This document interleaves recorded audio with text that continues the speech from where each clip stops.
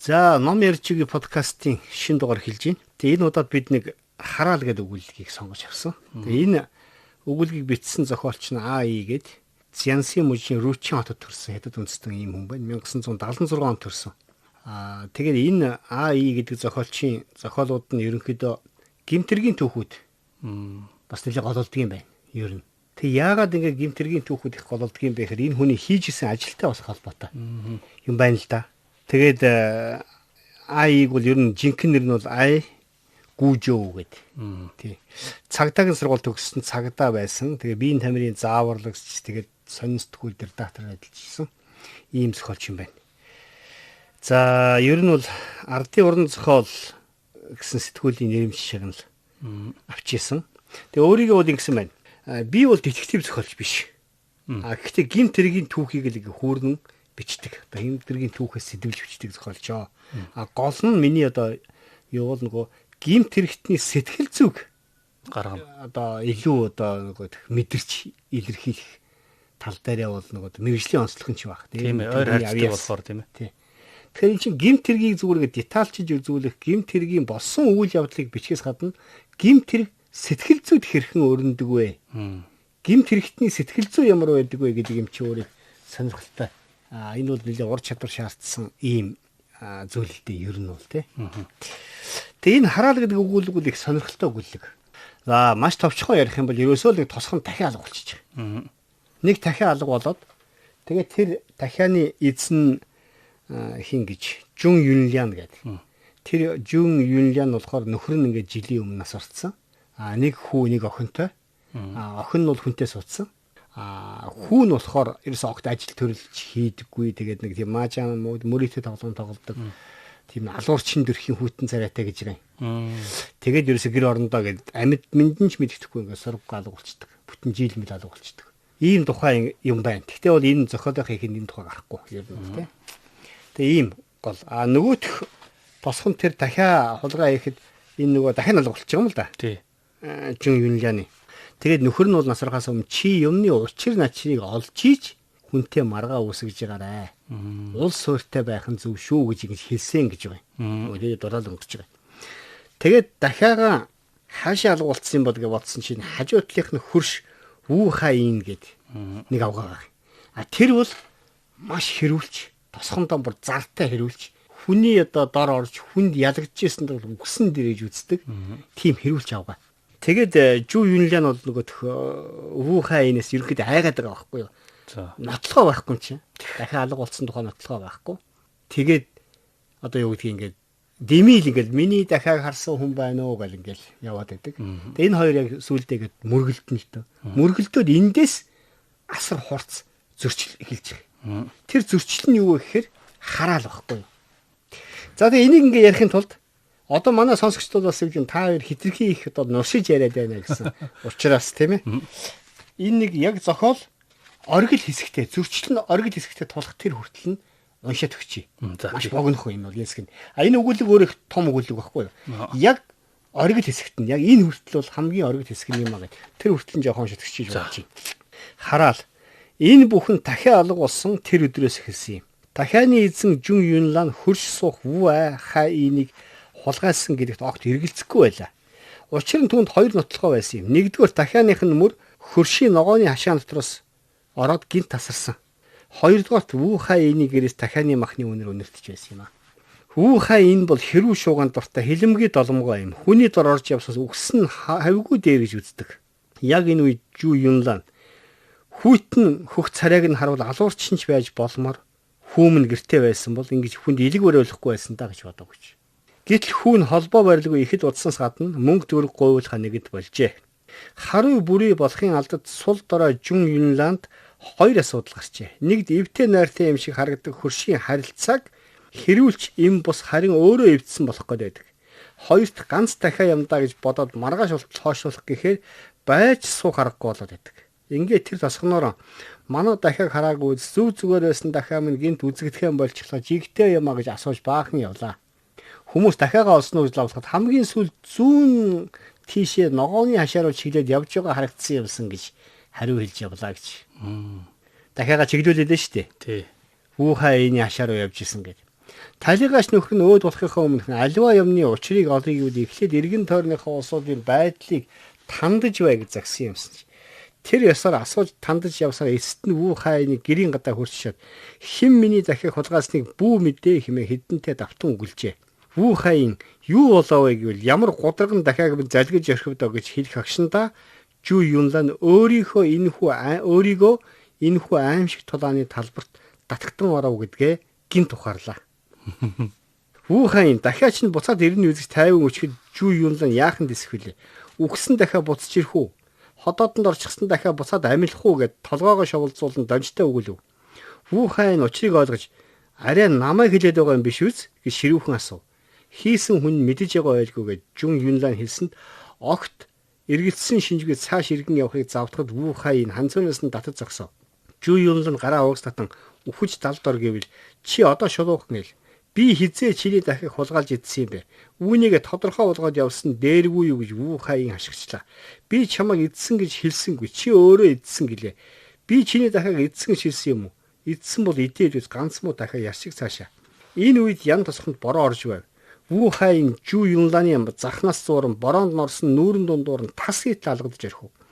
Жун Юнланы нус цус нулимс нь холилдон царайд нь тийм ихийн тэмдэггүй болж давхар доромжлол амсхан тэрэ. Вүү Хайн дахин түүний нүүрэн дээр буулгахад Жүү Юнлан талигаач нөхрийг хараас очих нь хэмээн санаж гаслантай дуу алдав. Вүү Хайныг байдаг үчирээ түлхэн бүксөөр нь газар суулгаж орхив. Вүү Хайн тэр даруй тэмцэлтэн босож ирээд өсөдөгчийнхээ үснээс суурч газар дугтран унгаад хайр найргүйж чирлээ.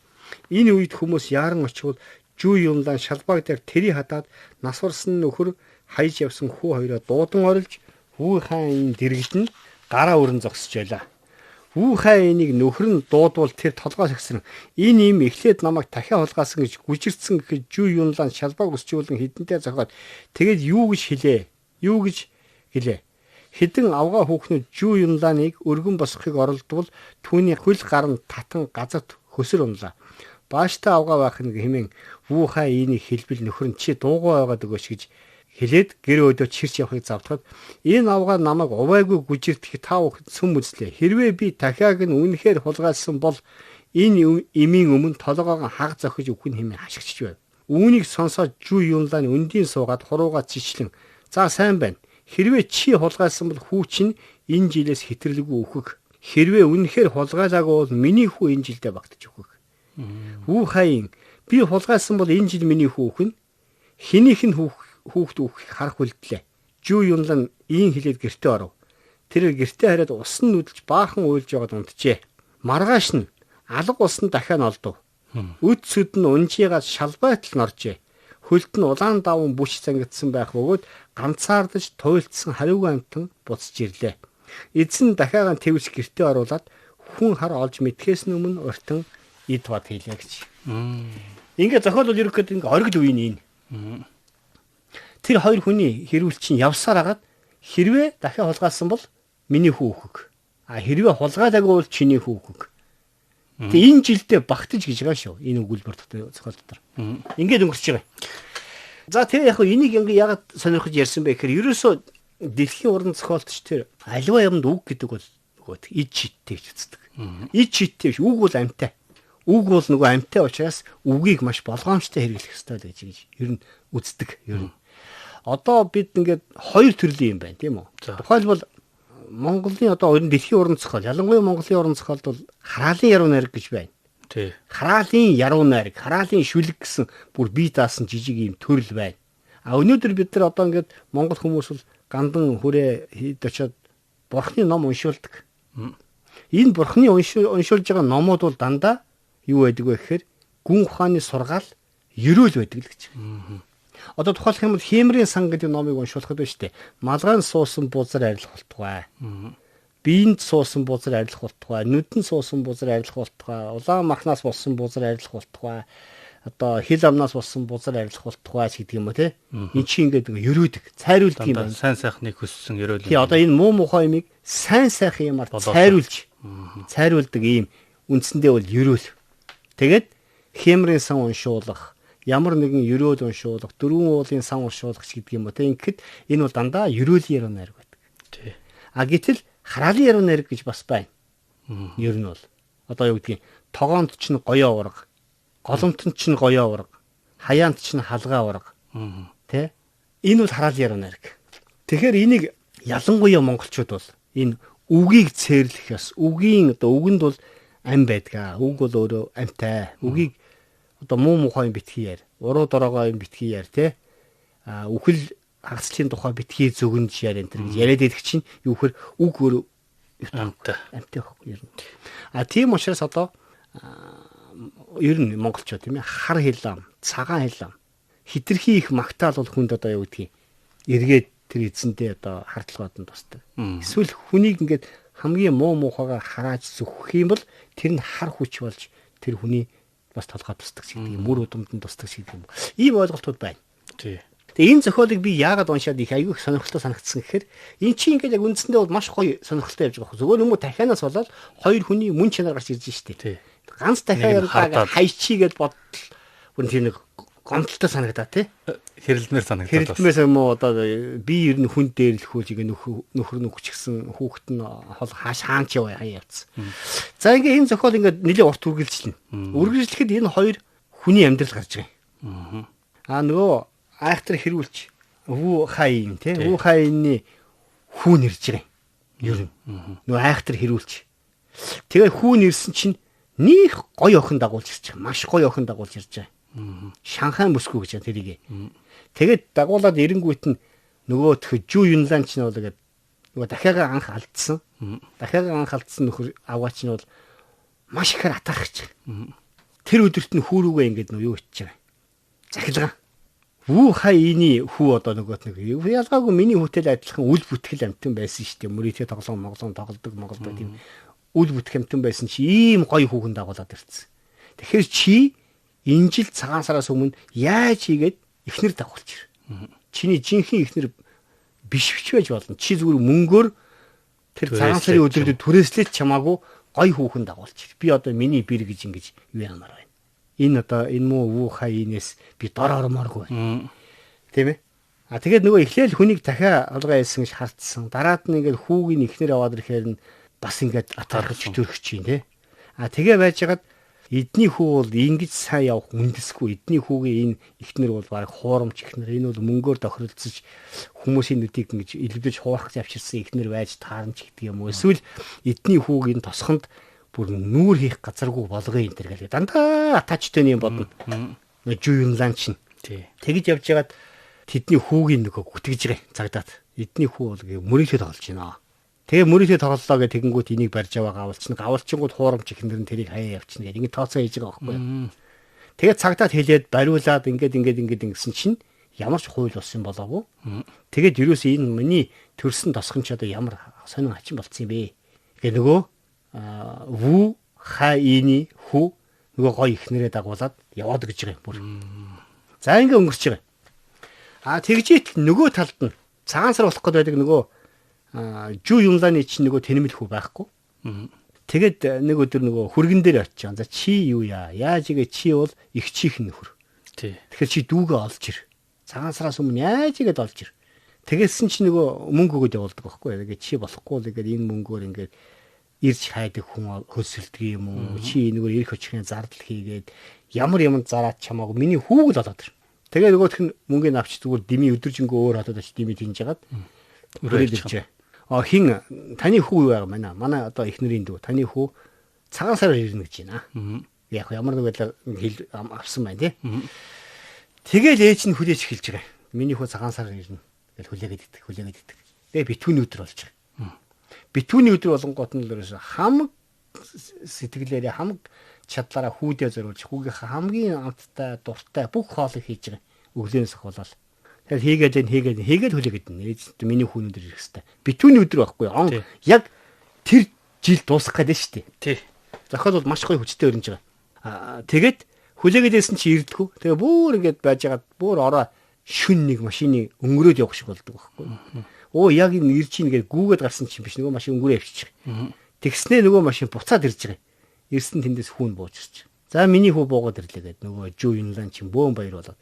Тэг хүүн айгүй тийм царайдс муутай. Ядруу. Тэрэндээ их уцаар Тэгэнгүүт миний хүү хоол идэх хүс идий. Над маш амттай гоё тийм бантай хийгээд өгөөч гэдэг. Шүл хийгээд өгөөч гэдэг. Тэгээ тэр хооронд яг унтаадахыг хэвтээд унтаад өгч. Тэгэхээр нөгөө хийцэн хоол бэлэн байсан учраас хоолндоо хойш нь тавьчих хүүдээ дахиад шин бантан юм уу да шүл гэж оршуулдаг байгаа юм. Тэрийг хийгээд хүүгээ дуудсан чинь сэрдгөө. Тэгээ ингээд угзраад юуг нь хуцлагын нэгэ сөхөд харсан чинь хүүн хүчгсэн. Ерөөсөө тэр хүүхэн тэр хоол хийх хооронд л тийм байна. 1500 км вагоноор явж гэж байгаа. Явж хэдэн өдөрч явж ирээд ядарсандаа болоод унтлаа гэсэн чинь хүн хүцсэн байж байгаа. Тэгээ ингээ үтсэн. Тэгэхээр гарынх нь бугуун дээрээс ингээ татсан чинь зүгээр гарынх нь мах цах ингээ өмөрөөд ялзарцсан. Хүн ингээ ерөөсө үхэл тэр дороо хэдхэн минут юм уу баг ганц хоёрхан цагийн дотор хүн дотроос ингээ бүтэн ялзараад. Тэгээ ингээ татангууд ерөөсө махнууд нь өмрөөл хүүгийн гарын яс ингээл бугууны ясны хэрзэг гараад ирчих. Маш аимшигтай. Тэгэд энд дэ зохиолдор бол энэ танай хүү бол энэ юу яасан байна. Маш хүнд хортой нөхцөлд ажиллаж исэн байна. Одоо химийн үйлдвэр юм уу? Тийм ээ? Тий. Ямар үйлдвэрт ажиллаж исэн мэдэхгүй. Гэхдээ ямар ч сан их хортой үйлдвэрт ажиллаж яагаад хордоод бүр эцсийн байдлаар гэртээ арай ч юу гэж ээжигээ гэж ирээл тэгээд яг цагаан сар гарахын өмнө яг тэр жилдээ багтаад хүчиж байна. Тий. Хараал байхгүй юм чи. Хараал. Яг энийг хүн харахад ингэж хараал гэж харна тий. Бүр ингэ олон талаар нь тайлбарлах юм бол энэ чигээд үгийн ээжшид үгүй одоо хүч мүчгээд олон талаас нь тайлбарлаа. Хамгийн гол нь тэр зохиол эхлэхэд ээж нь зөгнсөн шүү дээ. Ээж нь эхлээд ярьсан байхгүй тийм ээ. Тий. Хэрвээ юу яа? Чи минь их болгосон бол чиний хүн жилдээ өгөх. Тэгээд эхлээд ярьсан. Тэгэнгүүт нөгөөт хүүхаа энэ болж гин тий. Хэрвээ би хулгай хийсэн бол миний хүү өгөх. Хэрвээ би хулгай хийгээгүй бол энэ жилдээ багтаж гэж байгаа шүү. Энэ жилдээ багтаж чиний хүү өгөх. Тэгсэн. Тэгээ ингээд энэ чи уран зохиолыг ингээд их тийм гоё сонирхолтой болгоход бол энэ чинь маш гоё үйл явдал, маш гоё үнэмшилтэй болж эхэлж байгаа байхгүй юм бол тийм ээ. За тэгээ яг энэ дээр нэг ийм юм болж байгаа ер нь бол. Тэгээ тэр ирээд үхээд ээжихэд иргэд үхээд тэгээ шууд амьд үхээл үхэнгүүтээ ганцхан цагийн дотор ингээд бүтэн ялцарсан тэр хүүгийн тухай бол ярьж байгаа юм л да. Тэр хүүгийн юу ч харилдаггүй байсан гэж. Ягаад тэгэхээр ингээд бүтэн жил чингээ шахуу ингээд димит нь алга болдог. Тэгээ явж байгаад нь жаах мөнгө олж ирдэг ажил хийж. Ирс хийсэн мөнгөөрөө цагаан сарын дараа залгуулад хэдэн өдөр даалгав тоглож мажаан тоглож байгаад хамаг мөнгө өрөөд тэгээ дахиад явдаг. Дахиад бүтэн жил болж ижил ирдэг. Тийм байсан гэж хоёр хүн үлбэрлээ байгаа байхгүй.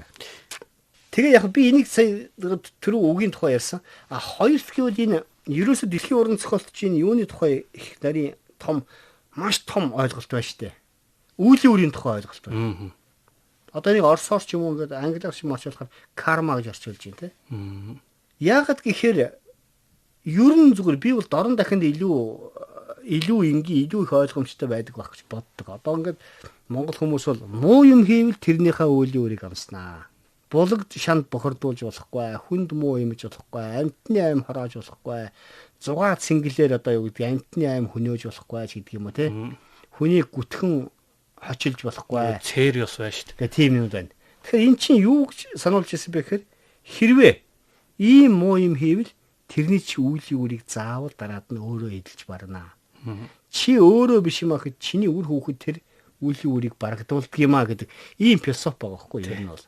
Тэг яг энэ монголчууд чинь бол нөгөө хос ёсны сургаал дотроо бол хүнийг дотроос нь одоо юу гэдгийг ёс зүй нөгөө шашнаар хаш. Хүний гадна талаас нь бол хуулиар засгал. Дан хуулийн хүрээнд хүн амьдрах юм бол ёс суртахуун байхгүй болчихно гэж байна. Тэгэхээр гаднаас нь хуулийн хүрээнд амьдрах хэрэгтэй хүн. Хуулийн хэм хэмжээ дотор амьдрах хэрэгтэй. Дотооддоо бол хүн ёс суртахууныхаа тэр хэм хэмжээ дотор амьдрах хэрэгтэй. Хос ёсны сургаал гэдэг чинь ерөнхий томилох юм бол ийм. Тэгээ ер нь уран зохиолд энэ үйл өөрийн тухай ойлголт бол их дэлгэрэнгүй байдаг. Тэгээ энэ дээр байгаа чинь бол нэгд хараал. Хоёр дахь нь ерөөсөө үйл өөр шүү дээ. Үйл өөр юм байна. Эхлээд хүнийг гүтгэж гин. Юм уу дахиад алга болцсон гэд гүтгсэн. Дараад нь дахиагаа олоод олонгуудаа дахиагаа муугаад өөрөө эдгоод хийгээ чанаад иччихэж штэ. Тий. Хоёр дахь тэгэнгүүт нь хөршийнх нь хүү сайхан охин дагуулад ирэнгүүт атаач төөн хөдлөөд тэгээ тэр охиныг яаж салгах уу яаж одоо тийм ээ энэ тосхонд нэр хүндгөө болох уу гэж цагдаад одоо матас гэдгийг ярьдаг бид нар бол тийм матас бичээд шалгуулад баривчлуулаад тэгээд нэлээ мууг нь үзэж жагаад үнэн мөнөө болоод явж байна. Гурав дахь үйл тэгж шээ одоо эдний хүү бол тэр мөнгөний хүүхэн байх айгүй гой хүүхэн дагуулаад тэр чи мөнгөөр чамаагүй түрээслээ чамаагүй гой хүүхэн дагуулж ир. Би энэ. Тэгэхээр чигэд алхам тутамдаа өөрөө ингээд үйл хураагаад яваад байгаа. Жөө юм лан чи. Алхам тутамдаа үйл хураагаад яваад байна. Тэрийг юугаар баталгаажуулж ирэхээр хэрвээ миний дахиг хулгайлаагүй бол миний хүү энэ ондоо багтаж өөхөг. Тэгсэн. Өөрөө тэгээд зарлцсан. Иймэрхүү. Энэ их сонирхолтой тийм зохиол байна лээ. Ер нь бол тэр үеийн өөрийн тухай ойлголтууд чинь бол уран зохиол маш их байдаг. Ер нь бол. Тэр сая таныг ярьсан шүү дээ зохиолын хэсгээс хүн эрэхтэй гэрийнхээ гадаа ирээд өнгөрөөд явчихад бусаж ирдэг гэдэг. Энэ өгүүлэмж бас сонирн байна шүү дээ. Тийм. Явахгүй ингээд тий. Тэр утгаар нь. Яг тэр чи уг гэрээ мэдчихлээ байгаа шүү дээ. Тэгтэл явчаад эргэж ирээд тэгээд өгчдөг. Тэг яг энэ үйл өөрийн тухай ойлголт гэдэг юм би зүгээр миний нэг зохиол байдгийг. Үйл өөрийн төлөөс гэдэг. Тэрэн дээр би ерөөсөө ингэж бодохгүй юу. Хүн бол юу тарина? Тэрнийхээ ургацыг л авна. Хураан. Ургац сурах. Одоо сайн улаан буудаа тарих юм бол сайн будаа авна. Тийм ээ? Муу үр тарих юм бол муу ургац авна шүү дээ. Хэрвээ чи хог шарилж тарих юм бол ургац нь юу ах вэ? Хог шарилж л гарна. Лөөл хог шарилж. Цэвэр буудаа тарих юм бол будаа л гарна. Тэрнтэй адилхан сайн үлийн одоо тийм үр суулгавал сайн ургац авна. Муу үр суулгавал муу ургац авна. Тэг яг би зүгээр энэ дашрал энэ үлийн үр гэдэг тухай ойлголтын тухай би нэг бодохгүй юу. Үлийн үрийн төлөөс гэдэг өгүүлэг бичсэн. Тэгэх үед. Тэр юу гэхээр ерөөсөө аав нь хүүгээ дандаа хуурдаг байхгүй. Тэрний үгээр өөрийнх нь бодол ба шүү дээ аавын бодол. Аавын философи. Энэ орчлонд бол муу хүн олон. Сайн хүн цөөх. Тэг чинь үлийн үр хурааж хэлж штеп. Иргэн тойрон дандаа муу хүн байгаа гэж хүний хүн болгоныг ингээд тийм нөгөө тий энэ бол муу хүн, тэр бол муу хүн гэж ингэж хардаг. Ерөөсөө тэгэхээр миний амин хайртай ганц хүүхэд энэ олон муу хүний дунд хүн болно штеп. Тэгэхээр энэ муу хүмүүст хуурагдаад хамаг юм алдна. Итгэл, найдвар, эд хөрөнгө тий хамаг юм алдна. Тийм болохоор би хүүгээ одооноос хашир хүн болгох хэрэгтэй. Тэгээд хийж ихсэн үйл юу н дандаа муу үйл юу байхгүй. Хүүгээ дандаа хуурдаг. За энэ жил хүүгээ аав юу яа. Наадам үзүүлнэ. Миний хүү ээжтэй өгнө гэж өгөөл байвал би шамаа наадам үзүүлнэ. Хүү өстэйгээ хичээгээд зүтгээд ээжтэй өгнө гэж өгөөлсэн чинь аав наадмар хаяа утгач. 6 настай хүүхдийг эхлээл тэгж хурж. Тэгэл дараад нь алхам тутамд нь хүүгээ хуурна. Хураалаа. Сүүлд нь 17-8 хүрсэн. За аав нь хүүдээ сахал дэмбэрлийн шар охиныг авч игнэ. Ихнэр болгож авч игнэ. Тэгж нэг сайн хураал. Сахал дэмбэрлийн охин өөр хүнтэй суугаа авчиж. Тэгэл тэр өдрөөс хойш яасан бэ гэхээр 6 настайгаас хуурж ихсэн хүүхэд 20 нас хүрэхдээ шал өөр хүн болчихж байгаа. Муухаг, гүжүүд, тэ? Зүрүү. Хүнийг ингээд тэнгэр гэж ярил газар гэж зөрдөг. Газар гэвэл тэнгэр гэж зөрдөг. Адаар. Тийм муухаг хүнийг бүтээж байгаа юм. Энд чинь нөгөө эцгийн хийсэн муу үлийн үр боловсрч явсаар хагаад эцсийн үлийн үр нь юу болов? Ийм хүн бий болов. Тийм хүн болголоо. Тэгжээт юм чи ээлжтэй. Аавынх нь бие муудаад аав нь ер нь хизээгүй ингээд идэхгүй өвчин тусаад үхэхээр болчих. За одоо миний хүү чандганы баас их сайн юм гин шүү дээ. Чандганы баас одоо тэр бол аав нь утааг нь үнэрлэх юм байна. Тэгээ хүүн гарч явган гот хотныхаа захаас зөв ямааны хоргол аваад ирчих. Чандганы баас ямааны хоргол хоёр нь ямар ялгаа байна. Яг тэр хүүгээ чи анханаас нь тэр хүүгийн сэтгэлд муу үр тавьсан байхгүй. Тэгээ аав нь өгөхөр болж байгаа. Тэгтэл эцэст нь хүүд нэг бодол байгаа байхгүй. Аавд. Намайг өгсөний дараа ил нутгалуулчаасай. Ил нутгалуулчих юм бол миний аавыг ил нутгалуулсан. Миний аавын аав, миний одоо өндөр өвг, элдэн цэв бүгд ил тавьсан. Ил тавиад хурдан алга болсон. Байхгүйс. Байгальд хурдан шингээд тэрний үхээр дараагийнхаа төрлийг авахд хурдан тийм дараагийн төрлөө авдаг. Гэсэн тийм ойлголттой юм байна. Тэгээд аав бол бодож штэ ил тавьуулчих юмсан. Одоо тэгээ би ингээд ил тавьчаараа гэвэл энэ намайг булчихна миний хүү. Яг миний эсэргээр л юм. Тэ? Булчаараа гэвэл ил тавьчих юм байна. Хүн өгөхөө өмнө сонголт хийж штэ. Тэгж байна. Энэ сонголт чинь юуны үр дүн бэ? Өөрийнх нь нөгөө тарьсан муу үр тарьсных нь үлийн үр насны эцэст нь гарч штэ. Тэгээ хэлж байгаа. За миний хүү миний эсрэг хийх юм чинь дээ миний хүү те. Аавыгаа их гүн нөх ухаад лавхан шиг болчаарай гэдэг байхгүй. Тэгээ хүүн ингээ бодож байгаа сүлд нь. За одоо тэгээд лавхан шиг болчаарай л гэсэн юмсан. Тэгээд одоо би ч насаараа л аавынхаа амнаас зөрлөөдөө. Тэгээд аавыгаа тэнгэр гэхээр нь газар тий гал гэвэл ус гэл дандаа зөрсөрөөр энэ хөрс. Гэхдээ би ч бас мууц сайн хүний ганц хүү байна да. Одоо аавынхаа нэг сүүлчийн хүслийг биелүүлээ да яхав гэд. Тэгээд болчих. Уг нь аав нь ил тавиулах хүсэлтэй байсан баг. Тэгээд болчих. Тэгээд энэ зохиолын тухай ярихдаа би яагаад өөрийнхөө зохиолын тухай ингэж жишээ авсан бэ гэхээр энэ зохиолын чинь язгуур нь тэр байхгүй юу? Үүлийн үрийн төлөөс байхгүй юм. Өөрөө муу юм хийсээр байгаа эцэст нь хүүн яг цагаан сардаа яг битүүний өдрөө багтаад өгч шít. Хүүхдээ зүгээр дотроос яг ялзараад өгч шít. Тэгээ энэ бол тийм сонирхолтой ийм сайхан зохиол байлаа. Анхааран сонссон та бүхэндээ баярлалаа. Энэ зохиолыг ер нь бүрийн ихээр уншаарай гэж хэлмээр байна. За анхаарал тавьсан та бүхэндээ баярлалаа.